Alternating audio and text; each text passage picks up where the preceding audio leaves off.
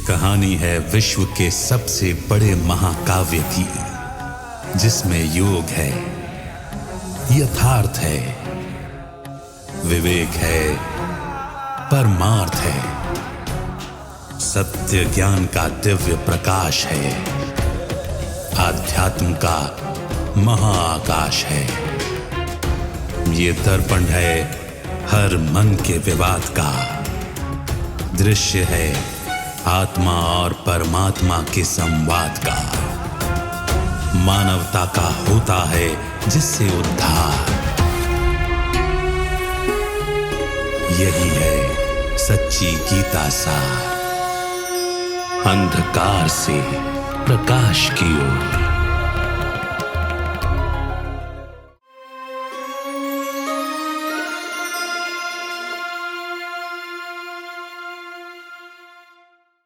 नमस्कार। अंधकार से प्रकाश की ओर सच्ची गीता सार इस कार्यक्रम में आप सभी का स्वागत है। इस नई कड़ी में हम बहुत सारी चर्चाएं कर रहे हैं। प्रश्न तो बहुत सारे हैं, उसके उत्तर ढूंढने भी आवश्यक हैं। अगर हम प्रयास ही नहीं करेंगे तो फिर शायद हमें सत्य का परिचय भी नहीं होगा। आइए आज गीता से जुड़े हुए कुछ ऐसे ही प्रश्नों के बारे में चर्चा करते हैं। हमारे साथ स्टूडियो में ब्रह्मा कुमारीज के additional secretary general Brahma Kumar Brijmohan भाई साहब हैं। भाई साहब, आपका स्वागत है। ओम शांति। गीता में एक तो शब्द जो सुनने को मिलता है वो श्री कृष्ण भगवान उवाच। अब हम ये भी जानते हैं कि जब हम इस बात को सुनते हैं तो श्री कृष्ण को या हम भगवान समझें, कहीं कहीं पर हम श्री कृष्ण को देवता भी कहते हैं। वहीं पर एक और चीज भी उत्पन्न होती है यहाँ पर, वो ये कि प्रश्नों के रूप में जब हम देखते हैं कि सृष्टि के कर्ता के रूप में हम ब्रह्मा को ही उस रोल में फिट देखते हैं। त्रिमूर्ति की जब बात की जाती है तो ब्रह्मा को सृष्टिकर्ता के रूप में दिखाया जाता है और श्री कृष्ण को हम विष्णु का अवतार गिनते हैं। तो विष्णु का काम तो पालना करने का है। तो ये एक प्रश्न उठ जाता है कि ब्रह्मा से स्थापना करवाने की बजाय यहाँ श्री कृष्ण स्वयं गीता का ज्ञान दे रहे हैं।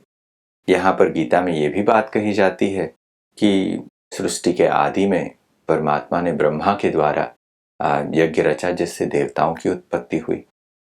तो अगर श्री कृष्ण देवता हैं तो ब्रह्मा तो उससे पहले आए होंगे और उन्होंने ये काम करवाया होगा रचना का। तो ऐसे बहुत सारे प्रश्न हैं। इन प्रश्नों पर आज चर्चा करते हैं। बट सबसे पहले तो ये है कि गीता का पहला अध्याय ये कहता है कि तुम आत्मा हो, तुम ये शरीर नहीं हो। तो परमात्मा जब ये बात बताते हैं तो इसका मतलब ये है कि वो भी परमात्मा है, इसलिए उनका भी कोई शरीर नहीं है। तो जब विदेही होने की ही बात करवाई जा रही है, कहा जा रहा है कि तुम अपने को विदेही समझो और परमात्मा का भी स्वरूप वैसा ही है, तो ऐसे कैसे मान लिया जाए कि देहधारी ने श्री कृष्ण को, जिसे हम भगवान अभी कह रहे हैं, भगवानुवाच कह रहे हैं, तो क्या श्री कृष्ण एक देहधारी ने गीता सुनाई? ये एक मौलिक बात है जिसको लोग नज़रअंदाज कर जाते हैं। ये पढ़ के गीता पढ़ना शुरू कर देते हैं, लेकिन इसका वास्तविक रहस्य क्या है? जैसे स्कूल के अंदर बच्चे शरारत कर रहे होते, टीचर आता कहता है अटेंशन प्लीज, उसके बाद वो पढ़ाई शुरू करता है। तो आज की दुनिया में मनुष्य विचर रहे हैं, तो भगवान आके उनको पहली अटेंशन क्या खिंचवाता है कि तुम देह नहीं हो, तुम आत्मा हो, है ना। उनके लिए बहुत इम्पोर्टेंट है ये जानना कि हम आत्मा हैं, क्योंकि सारा ही ज्ञान वो आत्मा से संबंधित है। अगर भगवान ने देवता भी बनाए, कहा जाता है नर से नारायण बनाने वाली सत्यनारायण की कथा भगवत गीता है, मनुष्य को देवता बनाने वाली भगवत गीता है, तो क्या उसी जन्म में थोड़ी मनुष्य देवता बन जाएगा? उसमें तो ज्ञान धारण करेगा, देवता तो अगले जन्म में बनेगा। तो अवश्य ही वो जो बात है, देवता बनने से पहले भगवान ने कहा कि देवता बनना है तो देह मानना भूलो, देह मानने से तुम मानव बने हो। देवता बनने के लिए आत्मा मानो, क्योंकि मैं भी परम आत्मा हूँ, मैं भी जो कुछ सिखाऊंगा सुनाऊंगा वो आत्मा से संबंधित है। ठीक है, अब लोगों ने इसको तो देखा नहीं। पहली बात कि जो कह रहा है कि अपने को आत्मा समझो, वो खुद देहधारी है, श्री कृष्ण के रूप में दिखाया गया। अब आपने बहुत अच्छी बात पूछी थी, क्या श्री कृष्ण भगवान है या देवता है? यही फैसला कर लेते हैं। हम कृष्ण को लॉर्ड कृष्णा कहते हैं। आमतौर पे कहा जाता है लॉर्ड कृष्णा, लॉर्ड रामा। कभी गॉड कृष्णा तो कहा नहीं, मुख से नहीं निकलता, क्योंकि कृष्ण तो शरीर का नाम है। अगर गॉड उसके अंदर भी है तो आत्मा को गॉड कहेंगे ना। तो इसलिए शरीर को जब तक शारीरिक रूप है तब तक वो कृष्ण है। मान लो भगवान कहता है मेरे को याद करो, मेरे से योग लगाओ, तो कृष्ण जी के शरीर से योग लगाने को कोई योग थोड़ी कहेंगे। तो वो तो शारीरिक रूप है, वो तो नश्वर है। आज श्री कृष्ण जी हैं नहीं है, गॉड है तो गॉड तो शाश्वत रहता है। कृष्ण जी तो थे शरीर धारण के और आज शरीर में नहीं है। इसलिए बेसिक बात यह है कि निराकार आत्मा को भी भगवान ने किया निराकार ज्ञान सुनने के लिए, सब आत्मा का। उन्होंने पहली भूल ये कर दी कि निराकार परमात्मा कहा भगवानोवाच है। सारी गीता में भगवानोवाच अगर श्री कृष्ण भगवान ने तो हर श्लोक में लिखा होता श्री कृष्ण भगवानोवाच, क्योंकि इम्पोर्टेंस तो वो तब देते ना, लिखा हुआ भगवानोवाच है लेकिन भगवानोवाच श्री कृष्ण जी ने किया। ये बात, जैसे आप ये बात कह रहे थे तो ये बात स्पष्ट होती है कि जब परमात्मा का आने का कर्तव्य ही ये है, आते ही वो पहले आपको कह रहे हैं कि तुम आत्मा हो, और इसका मतलब ये भी है कि वो भी आत्मा है और वो शरीर से बात नहीं कर रहे हैं और शारीरिक उनका स्वरूप नहीं है, विदेही जो होने बनाना है वो भी देव आत्मा बनाना है। यानी पतित आत्मा से या मानव आत्मा से देव आत्मा बनाना है। तो देव आत्मा को देव शरीर मिलेगा, जैसे मानव आत्मा को मानव शरीर मिला हुआ। तो जब उन्होंने बनाना है आत्मा को देव आत्मा है तो ज्ञान भी आत्मा से संबंधित है। और हमेशा हम उपाधि लगाते हैं आत्मा के साथ, पाप आत्मा है, पुण्य आत्मा है, देव आत्मा है, महात्मा है। तो फिर ये शरीर कहाँ से आ गया? जैसे ये भी एक चीज सुनने को मिलती है जब हम कहानियों में देखते हैं, तो ये हम मानते हैं कि श्री कृष्ण विष्णु के अवतार हैं और विष्णु पालना के देवता हैं, वो सस्टेन करने वाले देवता हैं। उनका मुख्य काम सृष्टि को सस्टेन करना है। तो पालनकर्ता के रूप में, एक देवता के रूप में जब हम विष्णु को ही देख रहे हैं तो ऐसे में श्री कृष्ण को भगवान कैसे कहा जाए, क्योंकि जो एक देवता का ही अवतार है जिसे हम कह रहे हैं तो वो भी तो देवता ही होना चाहिए। कई तो ये मानते हैं कि गीता विष्णु भगवान के कमल नाभ के मुखारविंद से निकले हुए, वो मानते हैं क्योंकि उनको मुख चाहिए, तो परमात्मा का तो मुख है नहीं, तो इसलिए वो कह देते हैं। सीधी बात है कि 3 देवता हैं, ब्रह्मा विष्णु शंकर, उसको कहा जाता है देव देव महादेव। हर एक का अपना अपना स्पेसिफिक रोल है। जैसे प्रेसिडेंट ऑफ इंडिया में उसका अपना रोल है, प्राइम मिनिस्टर का अपना रोल है, चीफ जस्टिस का अपना रोल है। ऐसे तो नहीं कि सबका रोल एक जैसे है। क्या चीफ जस्टिस प्राइम मिनिस्टर का काम करना शुरू कर देगा? तो जब कहा गया है ब्रह्मा के द्वारा स्थापना, क्योंकि ब्रह्मा ने स्थापना नहीं की, क्योंकि ब्रह्मा भगवान नहीं है, स्थापन करता परमात्मा है। उर्दू में कहते भी हैं आदम खुदा अलग है, आदम खुदा नहीं है। क्योंकि आदम, बाबा आदम को गिनते हैं वो लोग आदि पुरुष, इसको हम ब्रह्मा कहते हैं, लेकिन खुदा वो अलग है। आदम खुदा ने, उन्होंने क्लियर कहा है, लेकिन खुदा के नूर से आदम जुदा नहीं है। कि परमात्मा शक्ति उसके अंदर है, लेकिन वो फिजिकल बॉडी में वो परमात्मा नहीं हो, तो फिजिकल बॉडी लेता ही नहीं। ये बात है। इसलिए ये बहुत इम्पोर्टेंट बात है कि विष्णु का रोल क्या कहा गया है, पालना, क्योंकि विष्णु चतुर्भुज है। अच्छा, अगर विष्णु का अवतार हो तो चतुर्भुज का अवतार तो श्री लक्ष्मी श्री नारायण के रूप में होना चाहिए। अच्छा, फिर भी उन्होंने चलो कह दिया कि विष्णु का अवतार श्री कृष्ण है। अब विष्णु ही देवता है, विष्णु देवाय नमः कहा जाता है, ब्रह्मा देवाय नमः विष्णु, तो उनका जो अवतार होगा तो भी श्री कृष्ण देवाय नमः होगा। जैसे आप ये बात कहते हैं कि हम ये कहते भी नहीं हैं कि श्री कृष्ण के लिए या विष्णु की जब आप बात कर रहे थे तो हम ये कहते हैं कि ये अवतार हैं। जैसे 4 भुजाएं वाला उनको दिखाया, तो इनको तो 4 भुजाएं नहीं है जो अवतार हैं, तो यहीं पर पता चलता है कि उनके अवतार के रूप में लक्ष्मी और नारायण दो स्वरूप होते हैं। यहाँ पर सोचने वाली एक और बात आती है कि श्री कृष्ण को भगवान कह देने से क्या गड़बड़ होती है, क्या अर्थ में परिवर्तन आता है? हाँ, वो भी बात है। देखिए, हम कहते हैं ब्रह्मा वंदे जगत गुरुम, किसी ने कहा श्री कृष्ण वंदे जगत गुरुम? नहीं कहा, है ना। तो डिस्टिंक्शन बहुत क्लियर है। और श्री कृष्ण को एक बाल के रूप में दिखाया जाता है, बच्चे के रूप में, युवा के रूप में दिखाया जाता है। उनको कभी वृद्ध रूप में नहीं दिखाया जाता। अच्छा, और जो ब्रह्मा जी हैं उनको वृद्ध रूप में दिखाया जाता है। ब्रह्मा को कभी बच्चे और युवा के रूप में नहीं दिखाया जाता।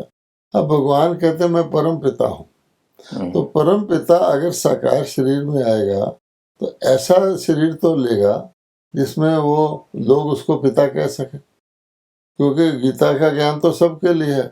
मान लो कि द्रोणाचार्य पांडवों की लाइन में होते तो द्रोणाचार्य श्री कृष्ण जी को परम पिता कहते? नहीं कहते। ना कृपाचार्य कहते, ना दुर्योधन कहता, क्योंकि पिता का रूप ही नहीं है उनका। तो इसलिए ब्रह्मा का रूप पिता का है, इसलिए वो शिव को बाबा कहते हैं आमतौर पे, क्योंकि शिव निराकार है। तो जिसके रूप में है उसको भी बाबा कहते हैं, तो ब्रह्मा बाबा कहा जाता है। बाबा आदम भी कहते हैं लोग। तो भाव ये है कि दोनों की डिस्टिंक्शन ही इतनी है कि श्री कृष्ण गीता के भगवान नहीं। अब आपने पूछा विष्णु के जो दो रूप धरती पर आएंगे वो तो श्री लक्ष्मी नारायण आएंगे। अच्छा, विष्णु के दो रूप कब धरती पर आएंगे? जब दुनिया विष्णुपुरी होगी, जब दुनिया कंसपुरी होगी, या दुनिया पापियों की पतित आत्माओं की पूरी होगी, रावण पूरी होगी, उसमें तो विष्णु नहीं आएंगे। उसमें तो कहा जाता है देवताओं के कदम भी नहीं पड़ते। और अगर देवता आएंगे उनको माता पिता भी वैसे ही चाहिए, वातावरण चाहिए। इस दुनिया में तो जैसे धर्मग्लानि होती है तो मनुष्यों को भी सांस लेने में तकलीफ होती है, तो देवता का तो प्राण ही निकल जाएगा उस वक्त फौरन। वो कैसे ऐसी पोल्यूटेड वर्ल्ड में आएगा? तो वो विष्णु जी के दो रूप श्री लक्ष्मी श्री नारायण, जब नारायण बन जाते, जब आत्मा देव रूप बन जाती है, तब वो आते हैं, सतयुग में आते हैं। और कहा भी जाता है कि सतयुग में देवी देवताओं का राज था। ये तो नहीं कहा जाता सतयुग में कोई डेमोक्रेसी थी या कलयुग में कोई देवी देवताओं का राज था। सीधा सीधा है। अब विष्णु के दो रूप लक्ष्मी नारायण, और उधर हम कह रहे हैं कि ब्रह्मा जी के द्वारा परमात्मा ने ज्ञान दिया बुजुर्ग के रूप में, तो श्री कृष्ण का यहाँ क्या कैसे फिट होता है? क्वेश्चन ये है। इसलिए ये भी भगवान ने, गीता के भगवान जब आते हैं तो खुद ही बताते हैं। कोई व्यक्ति इस पजल को सॉल्व ना कर सका, ना कर पाया है, उनको समझ में नहीं आता, क्योंकि वो गीता की प्रारब्ध गुम कर दी। गीता का टाइम चेंज किया ना। गीता ज्ञान देने का भगवान का समय है धर्मग्लानि की अति, और उन्होंने बीच में दिखा दिया कि भगवान ने गीता सुनाई द्वापर के अंत में। अब उसके बाद क्या आना है? तो इसलिए टाइम चेंज करने से उसकी प्रारब्ध को भी गुम कर दिया कि शायद फिर उन्होंने ये कह दिया स्वर्ग लोक के ऊपर है, वहां जाके प्रारब्ध मिली होगी। तो एक चीज को जोड़ने के लिए, कड़ी जोड़ने के लिए अपनी पूरी स्टोरी बनाई है। लेकिन भगवान ने बताया है कि श्री नारायण के रूप में थोड़ी उन्होंने जन्म लिया होगा। ब्रह्मा जी में तो अवतरित हुए हैं। वो ब्रह्मा जी को तो बच्चे के रूप में बनने की आवश्यकता नहीं। और यहाँ एक शब्द जो है अवतार और जन्म, ये भी बड़ा इम्पोर्टेंट है। भगवान जन्म नहीं लेते, भगवान को बच्चा बनने की आवश्यकता ही नहीं है। तो जब बिल्कुल मैच्योर एज होती है उसको भगवान उसमें अवतरित होकर ज्ञान सुनाता है मुख से। परमात्मा को खाना पीना, पालना लेना, कुछ भी करना वो कर्म के हिसाब में तो आता ही नहीं। उस आत्मा का अपना है जिसके अंदर भगवान आते हैं।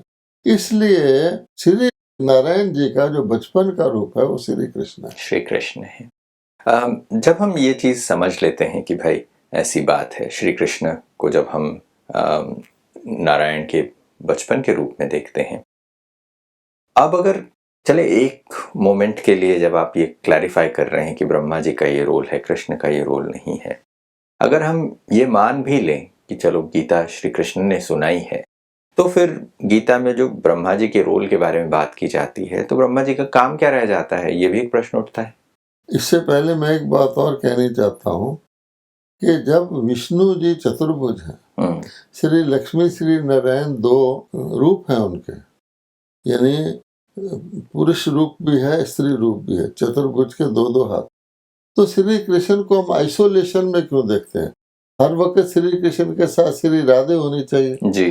तो फिर श्री राधे भी कहीं गीता के ज्ञान सुनाने में, या युद्ध ही कह दो तो युद्ध के मैदान में उपस्थित होने चाहिए, वो कहाँ गई? जी। इसलिए ये कड़ी मिसिंग है, क्योंकि वास्तव में उन देवी देवताओं का, वो प्रवृत्ति मार्ग के देवी देवता हैं, प्रवृत्ति मार्ग में पुरुष स्त्री कंबाइन चलते हैं। तो भगवान कहता है कि सतयुग से लेकर तो फिजिकली होता है, संगम पर ये बाय अडॉप्शन होता है। भगवान भी संतान पैदा करने के लिए माध्यम लेता, और वो ब्रह्मा के मुख का आधार लेता है, क्योंकि उसको भी तो संतान अकेला तो नहीं कर सकता। परमात्मा निराकार की संतान तो आत्माएं हैं, वो अंश नहीं है, वंश है, वो तो अनादि अविनाशी है परमात्मा भी। लेकिन जब परमात्मा को उनको ज्ञान सुनाना है, अडॉप्ट करना है, बच्चे कहना है, परम पिता हूं मैं, तो फिर वो भी एक अडॉप्ट करते हैं। तो ब्रह्मा एक्चुअली अडॉप्टेड मीडियम कहें, या हम कहें शरीर रूपी रथ कहें, जिसमें अवतरित होते हैं। तो अवतार और जन्म के फर्क से भी पता लगता है कि श्री कृष्ण अवतार तो नहीं थे। अब आगे बात ब्रह्मा जी की। आपने प्रश्न ये पूछा, सच्ची बात है, अगर हम मान लें, ऑन द फेस वैल्यू ले लें कि ठीक है जी, सब कह रहे हैं किसी कृष्ण भगवान ने गीता सुनाई थी, वहाँ द्वारा का कोई मतलब ही नहीं है, तो सुनाई थी, तो फिर ये जो कहा जाता है कि परमात्मा ने ब्रह्मा द्वारा स्थापना की, त्रिमूर्ति का भी गायन है भगवान। और जो शिवलिंग होता है उसमें 3 रेखाएं बनी होती है, 3 लकीरें बनी होती हैं, यहाँ तक कि उसके ऊपर जो पूजा के पत्ते चढ़ाए जाते हैं उसमें 3-3 पत्ते होते हैं, बेल पत्र कहते हैं जी। तो 3 का वहाँ महत्व है। 3 लकीरें क्यों बनाई गई? तो त्रिमूर्ति हैं, परमात्मा के लिए कहा जाता है त्रिमूर्ति हैं, त्रिनेत्री हैं, त्रिकालदर्शी हैं, त्रिलोकीनाथ, क्योंकि वो आदि मध्य अंत का ज्ञान देते हैं, तीनों लोकों का ज्ञान देते हैं। तो त्रिमूर्ति में त्रिमूर्ति परमात्मा नहीं, त्रिमूर्ति के द्वारा कार्य करवाते हैं, स्पेसिफिक कार्य करवाते हैं। तो ब्रह्मा जी के द्वारा ये कार्य होना, विष्णु जी के द्वारा ये होना, शंकर जी के द्वारा ये होना। जैसे किसी भी हेड ऑफ डिपार्टमेंट, वो कहते हैं मेरे 3 डिपार्टमेंट हैं, एक को ये संभाल लेंगे, एक को ये। तो विष्णु जी क्योंकि कलयुग के अंत में आ नहीं सकते, तो ब्रह्मा का कार्य नहीं कर सकते। ब्रह्मा जी सतयुग में जा नहीं सकते, इसलिए वहां वो विष्णु का कार्य नहीं कर सकते। इस हिसाब से आप देखेंगे, अगर मान ले तो फिर ब्रह्मा जी ने क्या किया, ये जो त्रिमूर्ति दिखाई जाती उसमें क्या किया? तो क्वेश्चन ये पैदा हो जाता है। तो ब्रह्मा की तो बहुत मान्यता है, पहले कृष्ण हुए, पहले नारायण हुए, या पहले ब्रह्मा हुए? एक्चुअली तो ब्रह्मा के मुख से भगवान ने गीता सुनाकर श्री कृष्ण को जन्म दिया। एक हिसाब से देखा जाए तो गीता श्री कृष्ण की माता है, ना कि श्री कृष्ण गीता के पिता। इतना कंफ्यूजन है, आप सोच सकते हैं। सिर्फ एक शब्द को वहां डालने की वजह से कि भगवान वाच के आगे कृष्ण को जोड़ देने से सारी गीता का सार जो है, जो समझ है, वो बदल जाता है। वरना हर श्लोक में आना चाहिए था श्री कृष्ण भगवान वाच श्री कृष्ण, क्योंकि भगवान वाच कौन सा भगवान वाच? अगर साकार रूप में बोला है तो बोला है तो साकार रूप होगा, तो श्री कृष्ण भगवान वाच क्यों नहीं कहा गया? एक और प्रश्न जो अभी आप ब्रह्मा के मुख कमल से ये जो रचना होती है ये कहा जाता है, तो आजकल के परिवेश में हम में से बहुत सारे लोग इस बात को सही तरीके से अंडरस्टैंड नहीं कर पाते। कारण ये भी है कि ब्रह्मा के मुख कमल से कैसे इजाद किया जा सकता है, मतलब कैसे एक प्रोजनी हो सकती है, मुख कमल से देवता निकले। ये जो चीज है कि क्या शब्दों से किसी की रचना हो सकती है? क्यों नहीं हो सकती? एक पति जब पत्नी को पत्नी बनाता है तो कैसे बनाता है? कहते हैं ना, मैं तुम्हें अपनी पत्नी के रूप में स्वीकार करता हूँ, वो शब्दों से शपथ लेता है, तो शब्द से अडॉप्ट हो गया। कोई लखपति सेठ के संतान नहीं होती, वो किसी झोपड़ी वाले बच्चे को लेकर उसको अपना बच्चा कहता है तो कैसे बनाता है? मुख से कहता है कि मैं तू आज से मेरा बच्चा, तू क्या मैं तेरा पिताजी हूँ। तो मुख वंशावली तो बहुत प्रसिद्ध है। जितने लोग धर्म कन्वर्ट करते हैं वो किस तरह से करते हैं? आज एक हिंदू है, उसको कोई ईसाई कन्वर्ट कर लेता तो कैसे करता है? मुख से कहलवाता है ना कि आज से मैं क्रिश्चियन धर्म को अडॉप्ट करता हूँ, तो मुख वंशावली हो गई। सारे के सारे क्रिश्चियन, क्राइस्ट तो कभी हुए थे, वो किस प्रकार से जन्म लेते हैं? वो आके उनको बैप्टाइज करता है तो वो कहता है मैं आज से क्रिश्चियन हो गया। तो सारी दुनिया तो मुख वंशावली से बिजनेस में पार्टनर बनाते हैं, तो किस हिसाब से बना? आजकल तो लिखते हैं कि कल को झूठ ना बोल दे, लेकिन जबान से कहा जाता था तू मेरा ऐसा है, हो गया। तो ये तो शुरू मुख वंशावली से होता है, क्योंकि परमात्मा का शरीर नहीं है, तो परमात्मा तो शारीरिक संतान उत्पन्न कर ही नहीं सकता। फिर कहा जाता है ब्रह्मा जी की 1000 भुजाएं थी, तो हजारों संतान थे, जिसको उन्होंने कृष्ण जी की 16,108 रानियां बोल दिया। अच्छा, और बात है कि ब्रह्मा जी के हाथ में वेद शास्त्र दिखाए जाते, ये क्यों? श्री कृष्ण जी के हाथ में क्यों नहीं दिखाए जाते? आखिरकार ब्रह्मा जी के हाथ में शास्त्रों का भावार्थ क्या है कि ब्रह्मा जी के द्वारा कोई ज्ञान दिया गया।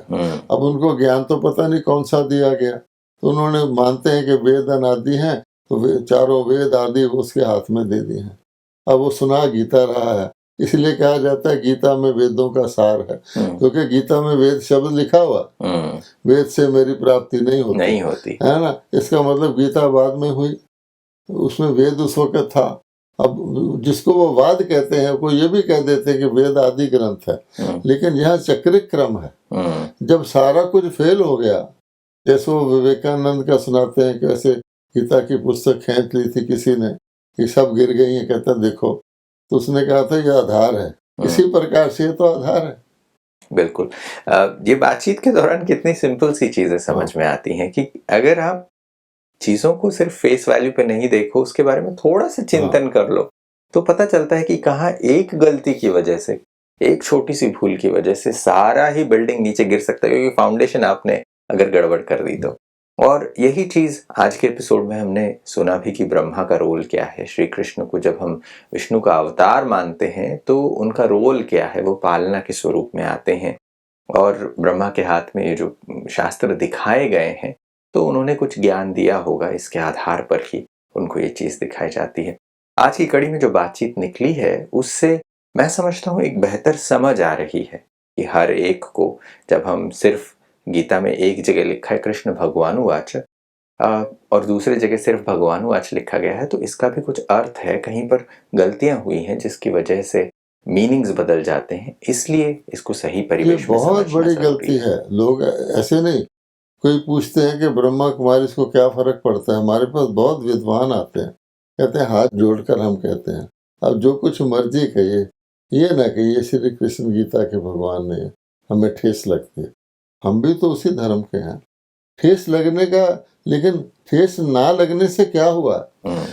सारा गीता का सारा है, भगवान कहता है मुझे याद करो तो मैं तुम्हें पापों से मुक्त करूंगा। जो मुझे जिस रूप में हूँ, अगर कृष्ण के रूप में होता तो उसको कहना नहीं पड़ता कि मैं जो हूँ जिस रूप वाला हूँ, तो दिखता ही है। जिस रूप में, उस रूप में याद करोगे तो मैं तुम्हारे को जो सदगति दूंगा। अच्छा, अब बताइए कि श्री कृष्ण के रूप में, जिसके आत्मा का कोई ज्ञान नहीं है उसमें, कृष्ण जी, उसके रूप में भगवान को याद करना पूरी श्रद्धा से, क्या वो भगवान को याद करना है या शरीर की पूजा करना है? जैसे मुसलमान कहते हैं बुत परस्त हैं, तो शरीर जो कि नश्वर है, श्री कृष्ण जी का शरीर कुछ समय बाद तो लुप्त हो गया, आज थोड़ी है, आज तो कई लोगों के नाम कृष्ण है। लेकिन उसको याद करना, क्या भगवान को याद करना है, तो सारी गीता ही फेल होगी।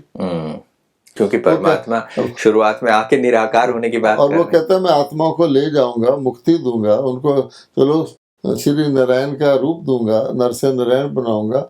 तो श्री कृष्ण के शरीर को याद करना या किसी के भी शरीर को याद करना, क्या हम उसको परमात्मा की याद कह सकते हैं? सीधा सवाल है, नहीं कह सकते। तो क्या कर रहे हैं हम?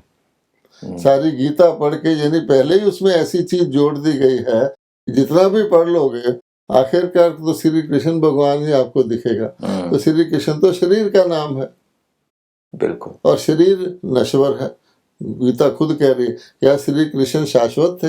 अगर होते तो आज है ना होते, फिर तो ज्ञान देने की आवश्यकता नहीं होती। तो सार ये है कि बेसिक मिस्टेक से जो फोकस है, मंजिल ही खत्म कर दी उन्होंने। चलिए, आज आपने एक बहुत ही सुंदर सा सवाल दिया है, फूड फॉर थॉट है, इस पर आगे भी चर्चा करेंगे। आज समय इतना ही इजाजत देता है।